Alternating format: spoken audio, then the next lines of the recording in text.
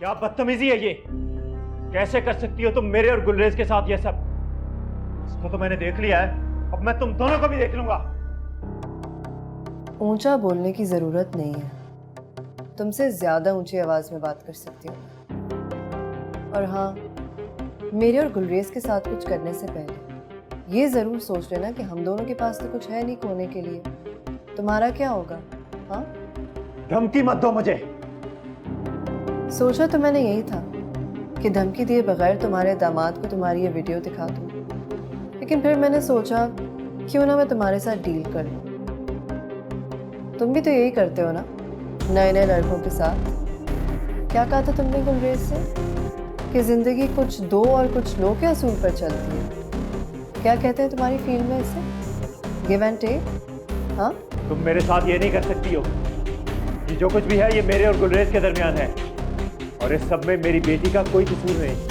तो तुम मुझे ये बता दो कि गुलरेज का क्या कसूर है और उन सारे लोगों का क्या कसूर है जो यहाँ अपनी आंखों में ख्वाब सजाए आते हैं, तुम्हें मानते हैं और उन्हें लगता है कि तुम उनके ख्वाब पूरे करोगे। मुझे फिल्मी बातें मत करो, साफ साफ बताओ कि तुम चाहती क्या हो। सिचुएशन ही बहुत फिल्मी है सीएच साहब, इसलिए फिल्मी बातें तो नहीं। और इस फिल्म को क्या अंजाम देना है ये फैसला तुम्हारे हाथ में है। और मुझे पूरा यकीन है कि तुम अपनी हैप्पी एंडिंग वाला फॉर्मूला इस पर जरूर अप्लाई करोगे। गुलरेज को अपनी फिल्म में दोबारा सेव करो और जितने वादे किए थे तुमने उससे वो सारे वादे पूरे करो। फिर खुशी और इज्जत से अपनी बेटी को रोक सकते हो तुम।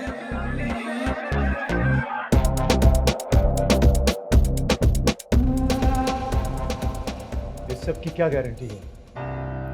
तुम शाबी से राजदारी की गारंटी मांग रहे हो? दिमाग खराब तो नहीं हो गया तुम्हारा? इस शहर के सारे इज्जतदारों की अमीन हूं। जबान खुल जाए ना मेरी तो तूफान आ जाए, लेकिन मैं ऐसा करूंगी नहीं, क्योंकि मुझे भी बहुत अच्छी तरह से लोगों की कमजोरियों को अपनी ताकत बनाना आ चुका है। इंतजार रहेगा मुझे कि तुम गुलरेज को फोन करो, और मुझे पूरी उम्मीद है कि तुम उससे इस सब का कोई जिक्र नहीं करोगे।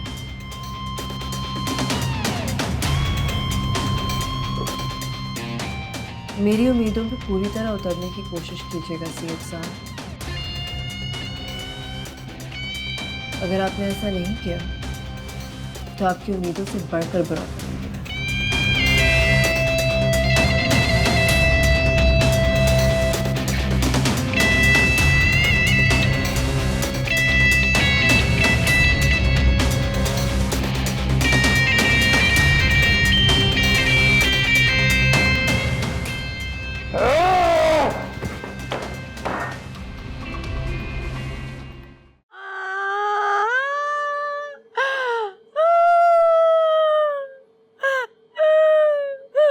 मोहब्बत तो मेरे लिए जैसे 4000 के नोट की तरह हो गई अली।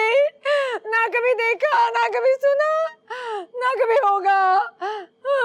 मैं तुम्हें कहती थी ना मोहब्बत का मेरे साथ 36 का आंकड़ा है, कहती थी ना तुम्हें मैं।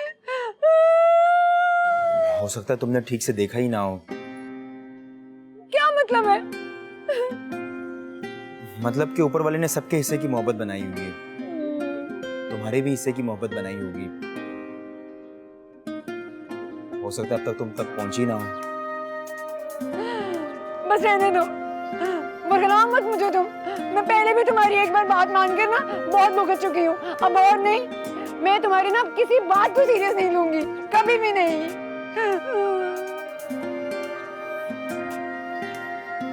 तुम मेरी बात समझने की कोशिश करो।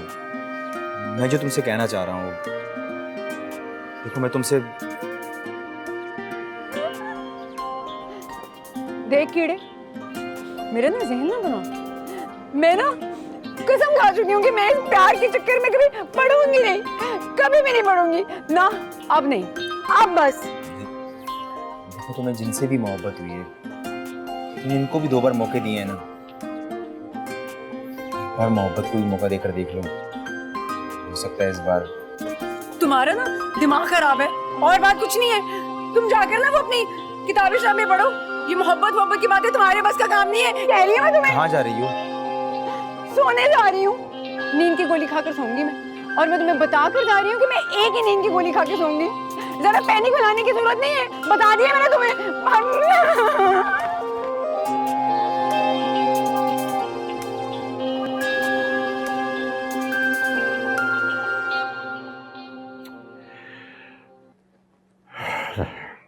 देखो जफर बेटा, मुझे तुमसे कोई गिला नहीं है। मैं तुम्हारा शुक्रगुजार हूं कि मुझे तुम्हारी वजह से फैसला करने में आसानी हुई। कैसा फैसला? यही कि जिंदगी में जो कुछ मैंने मेहनत की, कमाया, उस मेहनत और मशक्कत से कमाई हुई जो कुछ भी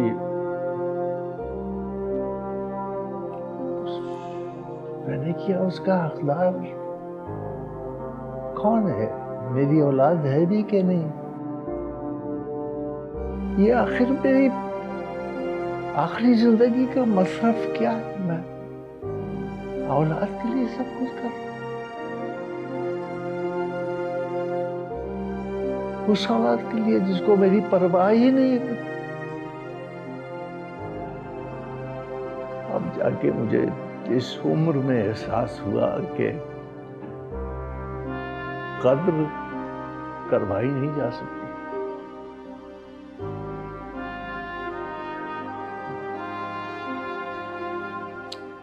अगर आप किसी की इज्जत नहीं कर रहे तो फिर नहीं कर रहे।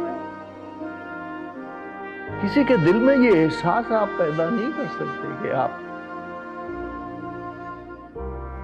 अगर ऐसा होता तो मेरे मरने की खबर मेरी औलाद तक पहुंचती तो मैं क्या करना चाहिए?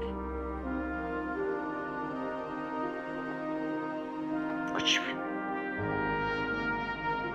कोई असर नहीं हुआ उन पर। वो सब बातें तो ठीक है शमीम साहब, लेकिन मुझे ऐसा नहीं करना चाहिए था। मुझे लगता है कि कुछ बातें इंसान को ना पता हो तो उसी में बेहतरी होती है। कुछ राज अगर राज रहें तो जिंदगी आसान लगने लगती है। वो गलत सोचते हो तुम बेटा। हकीकतों के खुल जाने से जिंदगी आसान हो जाती है।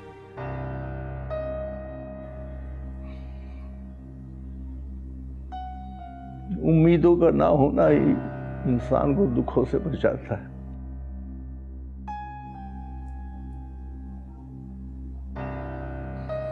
खैर, मैंने तुम्हें इसलिए बुलाया है कि मैं अपने फैसले से आगाह कर दूं। मैं और मैंने ये फैसला किया है कि मेरी प्रॉपर्टी में से मेरी हर वो चीज जिस पर मेरा हक है वो मेरी है और वो मेरी औलाद में से किसी को नहीं मिलेगी। वो सब कुछ मैं तुम्हारे नाम करता हूं। मेरे नाम? हाँ, तुम्हारे नाम।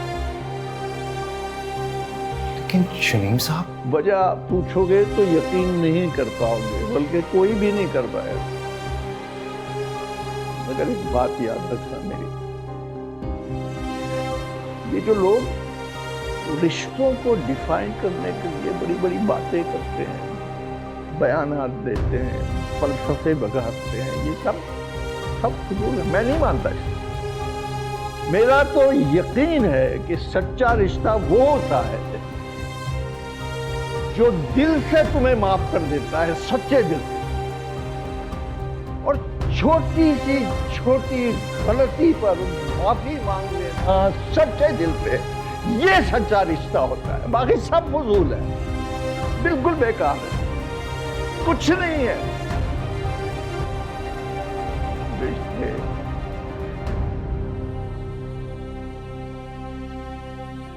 जो वकील मेरे बच्चों ने भेजा था उसको मैंने अपने काम पर लगा दिया है। शाम तक डॉक्यूमेंट्स आ जाएंगे, तुम्हें उन डॉक्यूमेंट्स पे साइन करना होंगे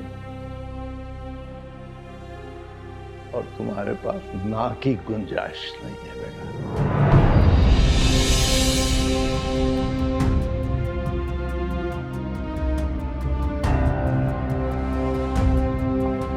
समझे?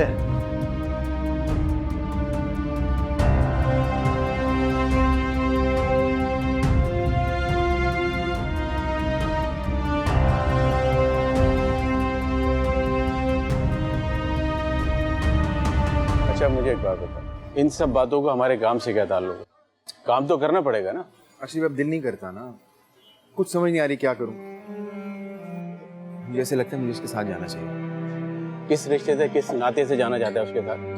पागलपन की बातें ना कर। अर्शिद मुझे कौन सा उसके साथ रहना था, कहीं अलग रह लेता ना मैं। लेकिन उसके आसपास रहकर ये तो पता लगता रहता है ना कि वो ठीक है। अभी तो दिल को अजीब सा ऐसे लगता है कहीं उसके साथ कुछ बुरा ना हो जाए। कुछ बुरा नहीं हो सकता उसके साथ। फोन पे बात नहीं करता है क्या? हाँ उसकी सहेली से बात होती रहती है, वो बताती है कि वो कैसी है। सहेली से बात होती रहती है? क्या वो तुझसे बात नहीं करती? तो कहीं ऐसा तो नहीं कि नहीं ऐसा कुछ भी नहीं अर्शिद भाई। मैंने कहा ना कि अभी वो बात नहीं कर सकती, और जितना मैं उसको जानता हूँ ना, जब वो बात करने के काबिल होगी तो मुझसे बात करेगी। वो कैसे नहीं करेगी? देख भाई, इन लड़कियों के चक्कर में ना पड़ना, इन पे कभी भरोसा नहीं करना।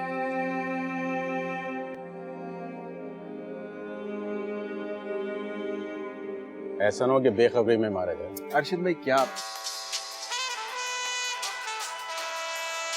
देख लो, कॉल आ गई।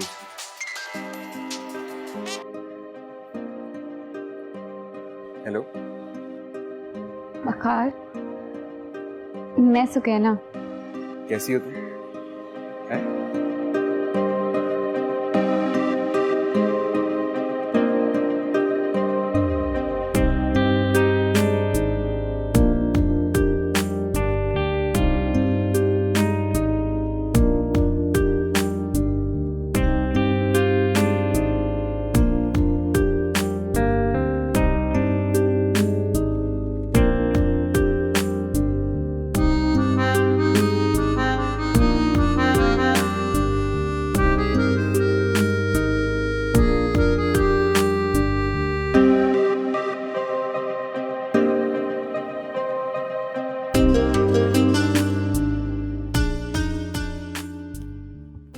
मैंने कहा था ना आपसे।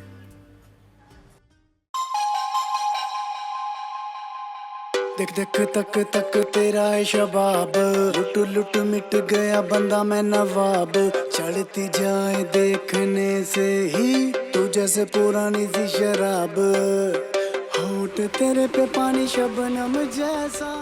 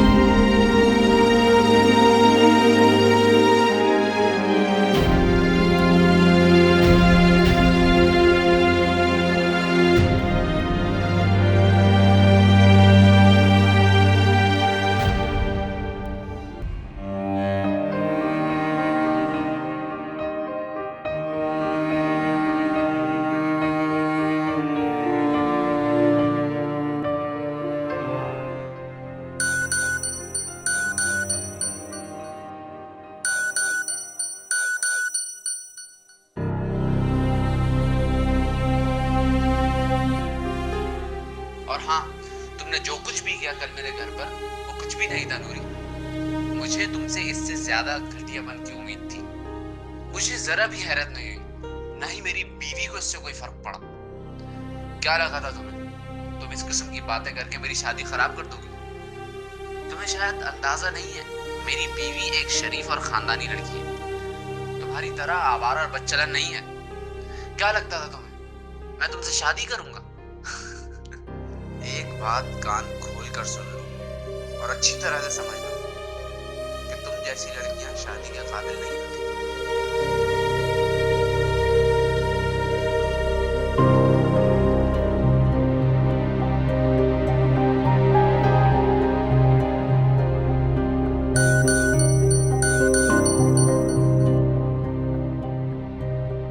तुम जैसी लड़कियों को लड़के सस्ती तफरीह के तौर पर लेते हैं, दिल बहलाते हैं बिल्कुल एक खिलौने की तरह।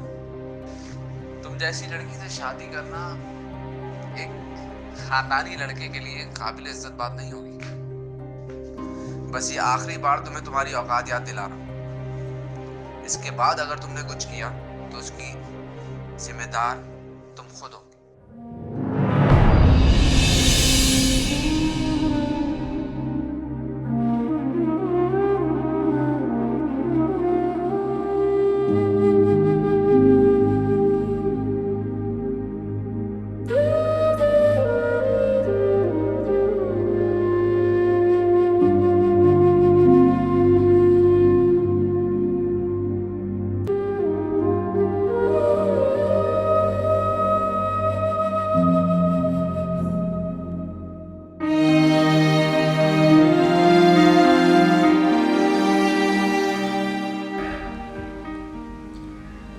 नहीं, शमीम साहब की प्रॉपर्टी में मेरा कोई हक नहीं है। कैसे हो सकता है? वो जितना अच्छा मुझे समझ रहे हैं, क्या मैं उतना अच्छा इंसान हूं? मैंने तो आज तक किसी को माफ नहीं किया और ना ही कभी किसी से माफी मांगी। शमीम साहब के साथ जो ताल्लुक बना तो मेरा अपनी लालच होने की वजह से। फिर ये सब नहीं हो सकता। मुझे उनको मना कर देना चाहिए। मैं नहीं लूंगा कुछ भी। मुझ जैसे इंसान को तो अपने रिश्ते नहीं निभाने आते। मैंने तो अपनी बहन के साथ भी गलत किया। कभी उसके बारे में सोचा ही, सिर्फ अपने ही बारे में सोचता रहा। मैं इस काबिल नहीं।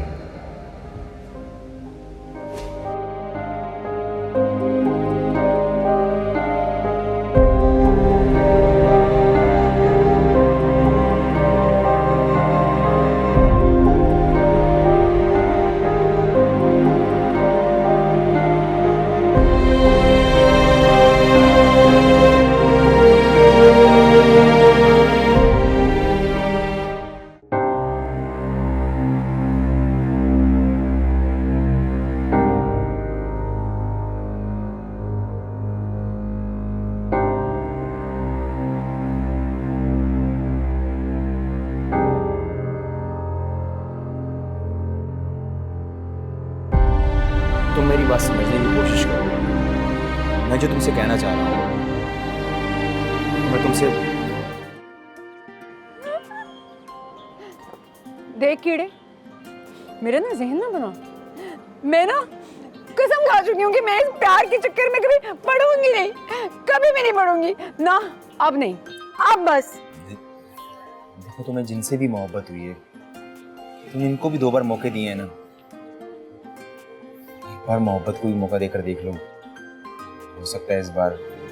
तुम्हारा ना दिमाग खराब है और बात कुछ नहीं है। तुम जाकर ना वो अपनी किताबें शामें पढ़ो। ये मोहब्बत की बातें तुम्हारे बस का काम नहीं है। कह रही हूँ मैं तुम्हें। कहाँ जा रही हो? सोने जा रही हूँ। नींद की गोली खाकर सोऊंगी मैं, और मैं तुम्हें बता कर जा रही हूँ कि मैं एक ही नींद की गोली खा के सोऊंगी। ज्यादा पैनिक फैलाने की जरूरत नहीं है, बता दिया मैंने तुम्हें।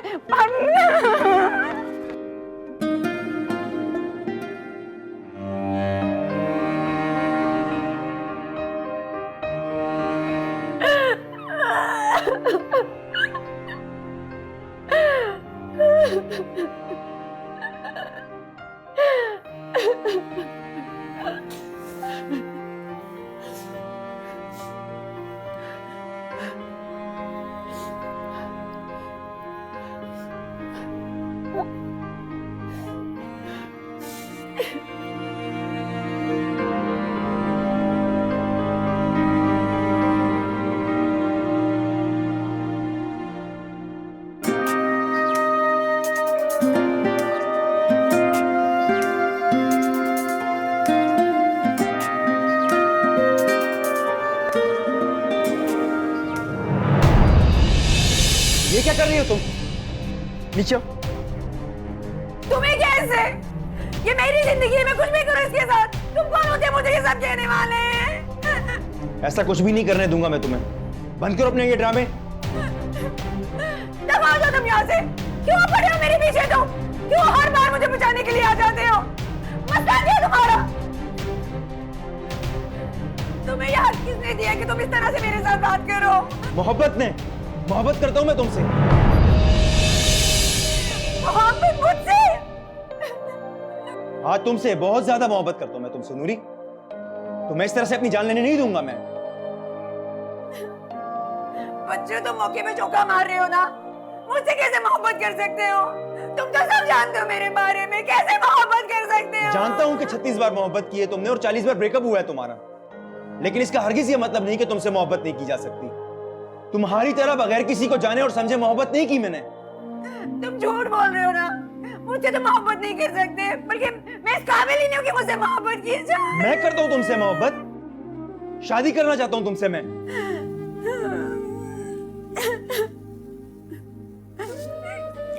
शादी? हाँ, शादी करोगी मुझसे? मुझे भी जवाब नहीं चाहिए। तुम अच्छी तरह से सोच समझ के जवाब देना। तुमने जिंदगी के बहुत सारे फैसले बगैर सोचे समझे किए हैं, लेकिन अब की बार सोच समझ के जवाब देना। मैं इंतजार करूंगा तुम्हारा।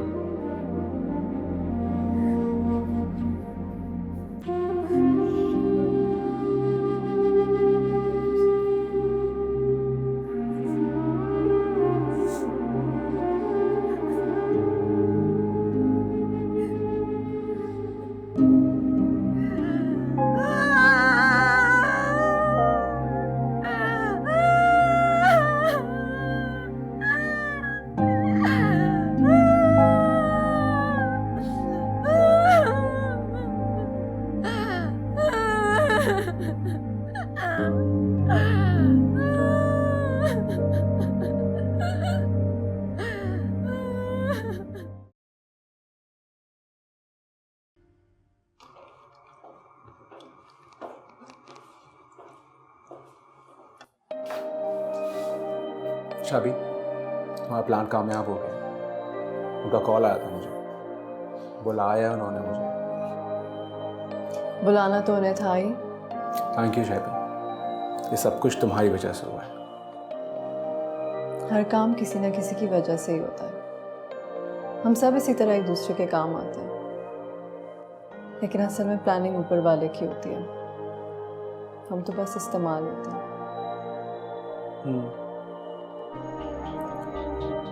शाबी, अगर मैं तुम्हें कुछ कहूँ तो क्या तुम मानोगी? बात अगर मानने वाली होगी तो। शाबी, मैं चाहता हूँ कि तुम जॉब वगैरह अपनी छोड़ दो। ये सब ऑनलाइन रिश्ते वगैरह जो भी है ना, बस ख़त्म करो सब कुछ। क्यों? तुम जानती हो क्योंकि मैं हूं ना, मैं सब कुछ करूंगा तुम्हारे लिए। बस तुम्हें सब कुछ छोड़ दो शादी। मुझे अच्छा नहीं लगता है सब कुछ। तुम्हें जब भी कुछ भी चाहिए हो तो मुझे आके बता दिया करो। मैं तुम्हारे लिए सब कुछ करूंगा, आई प्रॉमिस। अभी नहीं, जब मेरा भाई बहुत बड़ा एक्टर बन जाएगा ना, तब। मैं इंशाल्लाह तुम्हें बड़ा एक्टर बन के दिखाऊंगा। तुम जरूर बनोगे बड़े एक्टर। और उसके बाद मैं तुम्हें फिर लेके चलूंगा बोल।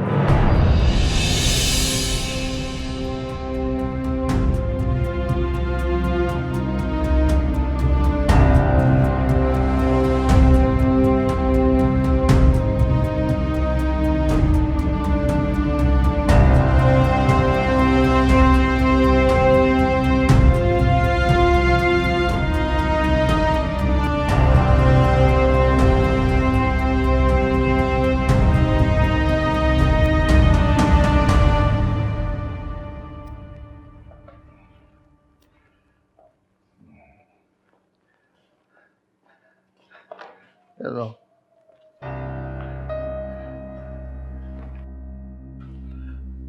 साइन करो, साइन करो। क्यों, क्या हुआ?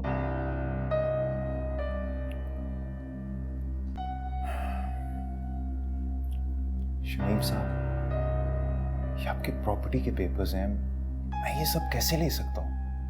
क्यों नहीं ले सकते? प्रॉपर्टी मेरी, तोहफा समझ कर ले लो, तोहफा दे रहा हूँ। इतना महंगा तोहफा? तोहफे की कीमत देख रहे हो, ये शक्ल नहीं देख रहे, चेहरा नहीं देख रहे तोहफा देने वाले का। मैं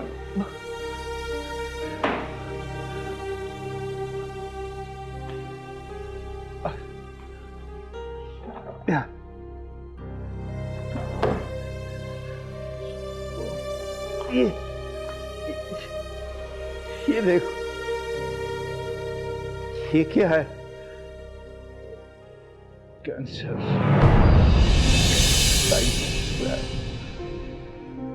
पता नहीं कितने दिन का मेहमान, मरने वाले की आखिरी ख्वाहिश तो पूरी कर लो। चलो साइन करो। ये कैसे? शमीम साहब, आपने मुझे बताया क्यों नहीं? कैसे बताया तुम्हें? आज ही तो ये रिपोर्ट आई, अब तुम साइन करोगे या नहीं? नहीं, पहले साइन करो, साइन करो, वरना कहाँ ये करो साइन करो, ये वरना मैं सारे ताल्लुकात तुमसे खत्म करूंगा। मैं छोड़ दूंगा सब कुछ, तुम्हें भी छोड़ दूंगा अपने बच्चों की तरह। साइन करो। शमीम साहब, पहले साइन करो। मैं मर जाऊंगा, इस घर में कैद हो जाऊंगा, इलाज भी नहीं करवाऊंगा। देख लेना तुम, मर जाऊंगा और तुम मेरे जनाजे कंधा लेने भी नहीं आ पाओगे।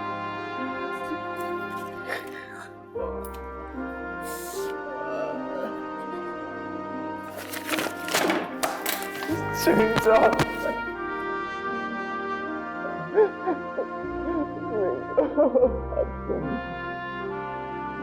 तुम जायदाद के मेरे बेटे हो, मेरे असली बेटे हैं।